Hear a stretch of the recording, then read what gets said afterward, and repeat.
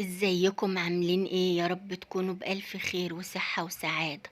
النهاردة هنعمل برضو روتين تبع بقى روتين تنظيفات قبل شهر رمضان المبارك. وهنعمل كمان فطار ليلة الإسراء والمعراج اللي هي ليلة 27 من رجب. صلوا على النبي عليه أفضل الصلاة والسلام. وروتيننا النهاردة كنت بقى قبل ما افرش بقى السجاد شمسته، كانت يوميها الشمس طلعالي. يا بركة دعاء الوالدين، بصراحة كانت كل شوية أمي تدعيلي لما أكون في شغلة ومزنوقة شوية ومحتاجة كده الجو كده يزهزالي والشمس تطلعلي. دايما كده في التنفيذ بتاعي الشمس تطلعلي كده ويكون فيه شمس وهوا، أشمس بقى كده فرشتي وأشمس حاجتي وربنا بيسترها معايا. الحمد لله رب العالمين، ربنا يرحمها ويسامحها. هنا بقى كنا بنغسل بقى كده العتبات ومشيتين كده كبار. طبعا البلكونة بتاعتي يعني لله الحمد كبيرة، وبتاخد بقى السجادتين الكبار بتوع الصالة، وبتاخد كمان حواليها عتب بقى ومشايات. وعندي حبال داخلية، منشر داخلي يعني بنطر بقى عليه كده العتبات كده عشان تشمس كده وتاخد كفايتها من الشمس. هنا بقى لما كانت الصالة لسه ما فرشتهاش كنت طلعت الفريزر وكنت غسلته، وغسلت بقى كده الدراج بتاعته، خدتها كده في البانيو وغسلتها بقى بصابون سايل وخل. وبرضو مسحت قلب الفريزر برضو بخل، وبعد كده نشفت الادراج وحطيت برضو إيه قطعة من الفحم. بعد كده بقى مسحته برضو من بره ونشفته حلو كده برضو بقماشة مبلولة كده من الصابون السايل. وحطيت بقى كده مشيتها عليه من الجوانب كلها، واللهم صل عليك يا نبي بقى رصيت كده اللعب بتاعته. هنا بقى كنا بنحضر الفطار بتاعنا، وبنحضر بقى بطاية حلوة كده، بط العابد يا بنات، طعم كده روعة وطعم كده من الآخر، والنظافة بسم الله ما شاء الله. كنت بقى غسلاها بالدقيق الذرة والملح وصبنتها حلو وشهدت عليها.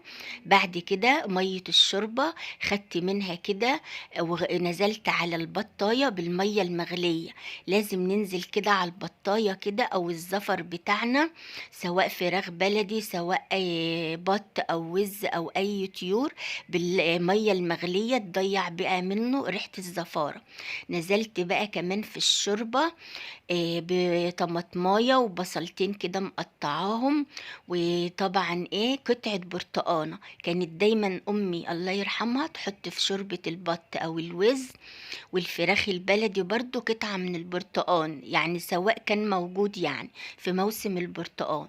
وطبعا بقى نزلت عليه كده بفصين برضو 3 كده من التوم، وكمان بقى البهارات بتاعتنا رشة من جوز الطيب وفلفل اسمر حصى، وكمان كام عود من القرنفل وفصين حبهان وورقة لورا. وبحب اشطفها الاول لان ورق اللورا بيبقى برضو بره كده في المحلات بيبقى عليه برضو تراب معرض للتراب.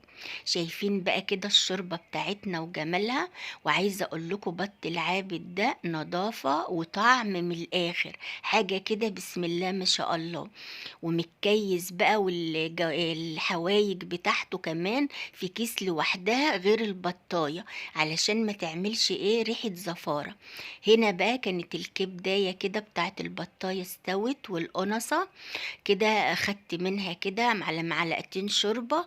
وهنا بقول لكم دي كانت تصبيرة امهاتنا زمان، اللي كان يخش كده من الباب ويقول انا جعان كانت تطلع له بقى كده الكبدة والقنصة وعلى شوية شوربة، ولو كانت خلصت الرز تحط له بقى كده معلقتين رز.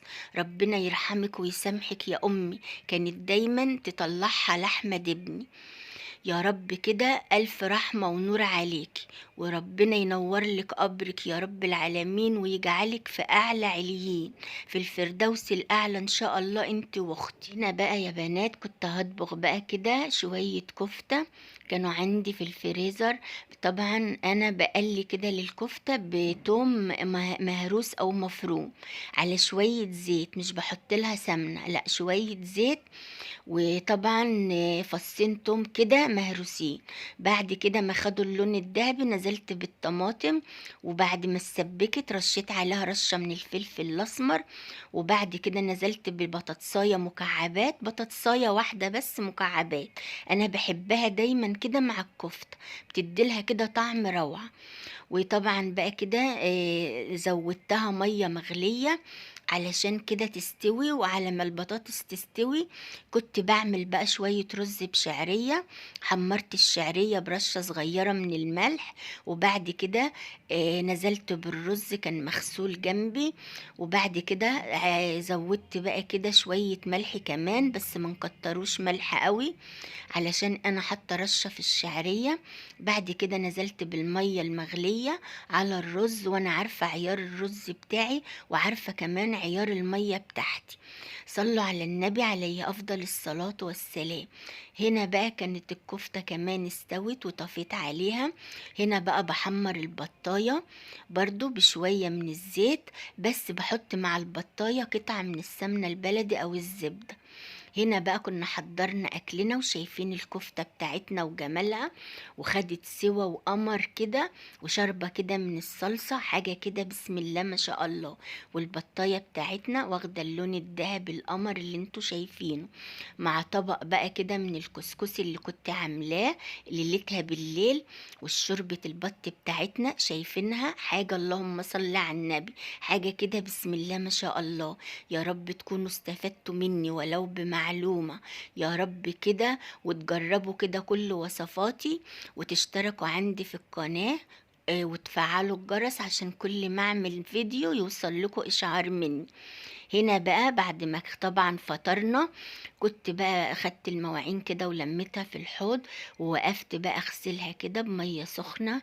وطبعا انا بحب كده اغسل المواعين واصبنها كده مرة واتنين وتلاتة، وكمان اشطفها كده لحد ما تكون بتزيق كده تحت ايدي.